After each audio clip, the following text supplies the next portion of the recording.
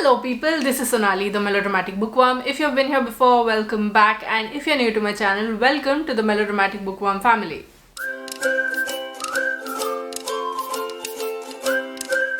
I am here today with my August and September 2022 reading wrap-up. I wasn't able to do a wrap-up for August, and by the time I thought that okay, I've got to do this, I remembered it was too late, so I decided to combine August and September together. So here we are in the whole chaos of moving and in the whole chaos of settling down. That didn't happen, but this is happening. And over the course of these 2 months, I've read about 17 books, and a majority of them have been ebooks. I wasn't able to go to the library to get a membership. It happened very recently, so I wasn't able to get any new books. I did buy a few books which I read for a surprise project, which I will not be talking about much, and I won't be mentioning those books in this video, but I will tell you what you can expect.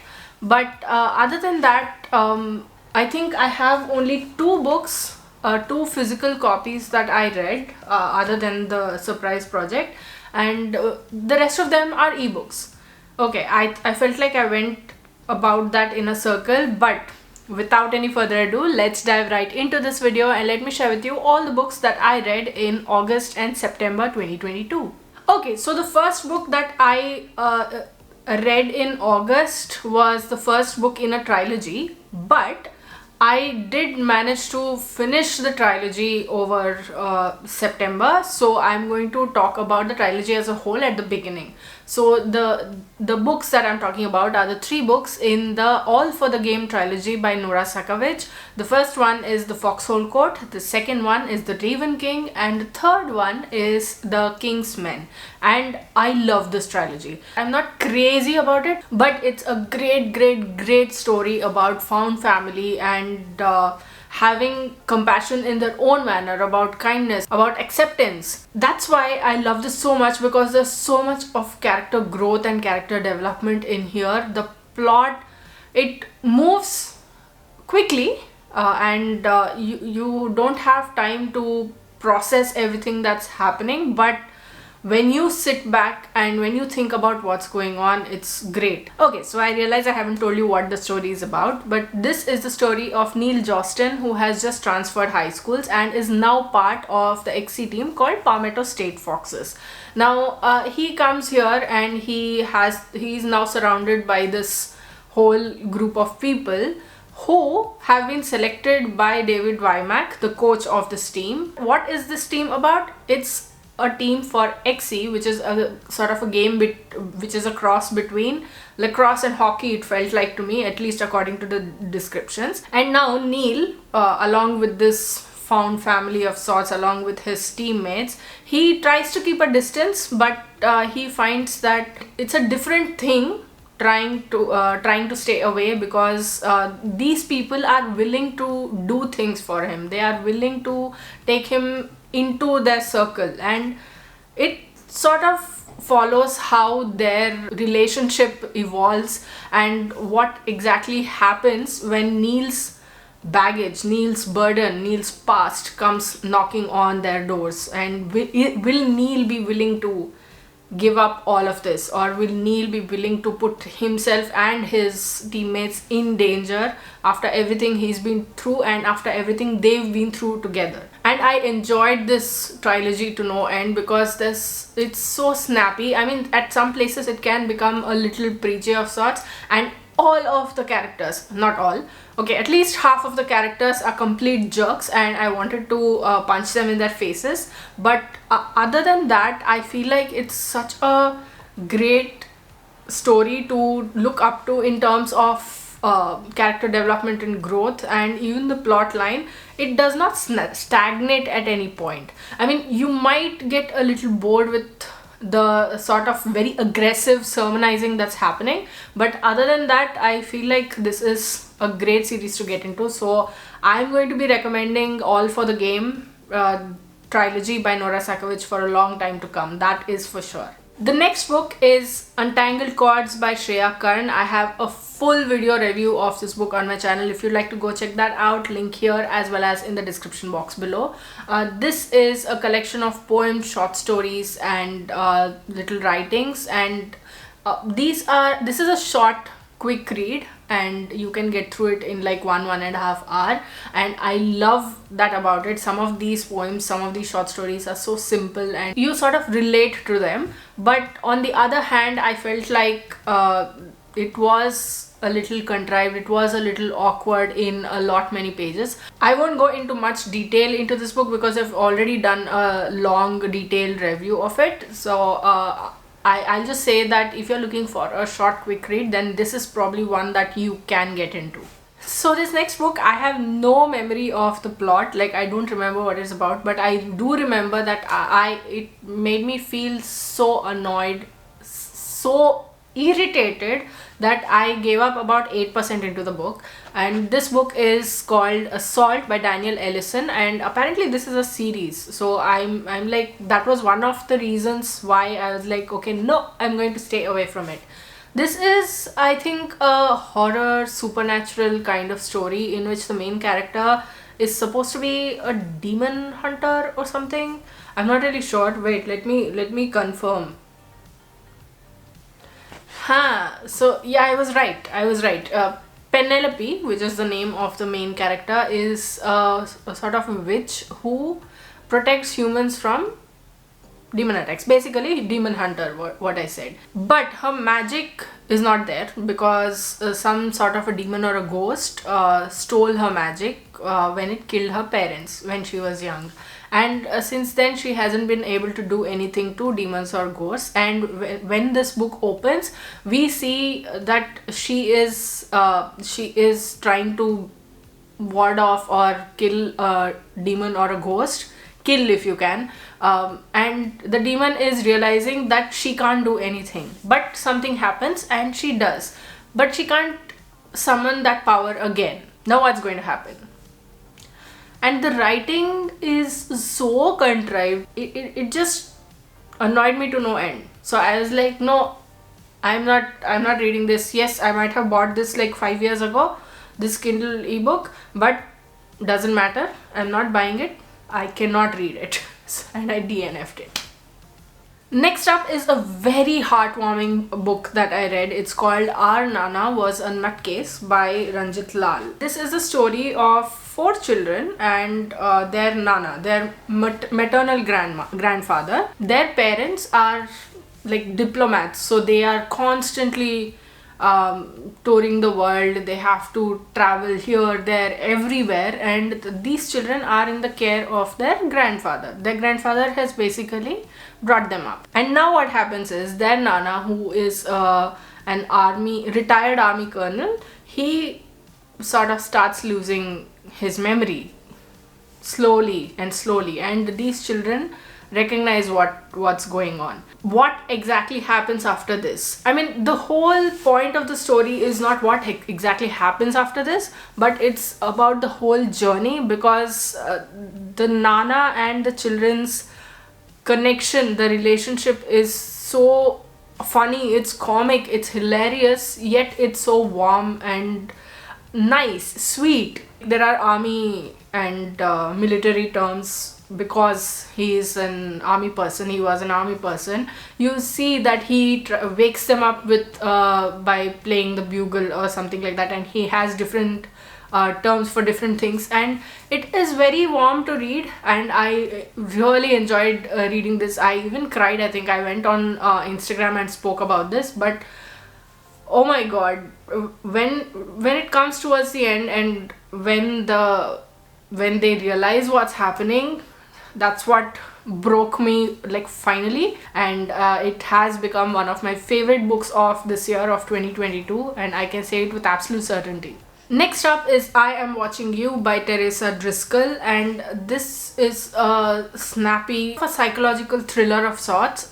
This is a story of Ella, who is a mother of a teenage boy, I think, and she overhears on the train 2 girls and 2 boys talking to each other, flirting to each other, and her like radar is lighting up. It's telling her that something is wrong over here, something is going to happen. She has to intervene, she has to warn those girls that those two boys are up to no good. But just as she gets up and she is about to go warn them, something happens which stops her, and she decides not to warn them or not to intervene. The next day, news breaks that one of the girls has disappeared. And after this, over the months, Anna still hasn't been found. The Anna is the girl who went missing. She still hasn't been found, and Ella has been racked with guilt that why did she not intervene when she had the chance. And now when things are starting to come out into the open, and Ella is now receiving threatening letters, and Anna's family is putting out appeals for people to actually come out and tell what if they know anything, and there are more secrets that are coming out. What is exactly going to happen and what is Ella going to do in all of this forms this entire story. And it does a sort of a ping pong of sorts between characters and between perspectives, and I liked it. I mean, it was it was stringing me along on the journey from, oh my god, what's going to happen, is this person telling the truth, or is this person telling the truth, or what should I believe. It's a good one, but it's not something wow. But then again, I wouldn't also not recommend it, if that makes any sense. But I feel like this is one book that you have to read to find out if you will like it or not. I mean, because there are so many layers to the psychology in here, because there's Anna to consider, there's Ella to consider, there's Anna's best friend Sarah to consider, who hasn't been telling the whole truth, and there's also like this whole shield of self-preservation that you have to keep in mind when you are reading it, and before you condemn any character for doing what they have done.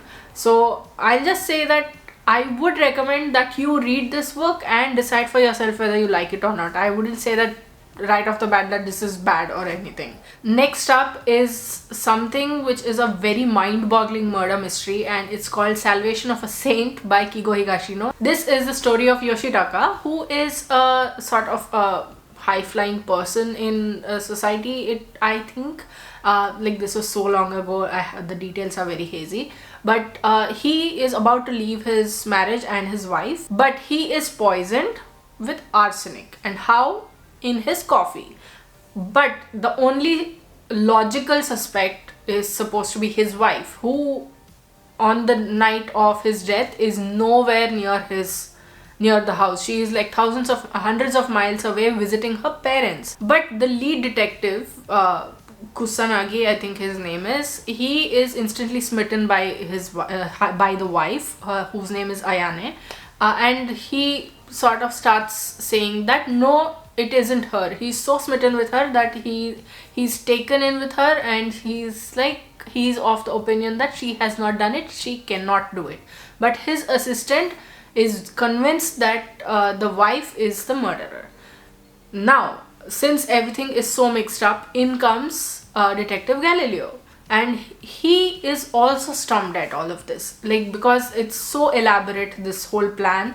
But he is stumped, and he starts unraveling threads one by one, and everything comes together so well, and it's just a shock to the system when you realize what has happened and everything that has been taking place. Kigo Higashino is a master at telling such stories, and I feel like this one was also one that was exceptionally well written. It's mind-blowing and it's just great. It will keep your attention, and it will make you keep guessing towards the very end, till the very end, and that is the sign of a good murder mystery. This next book was a book that I was very irritated by, and it was another DNF, and that book is Do Epic Shit by Ankur Warikoo.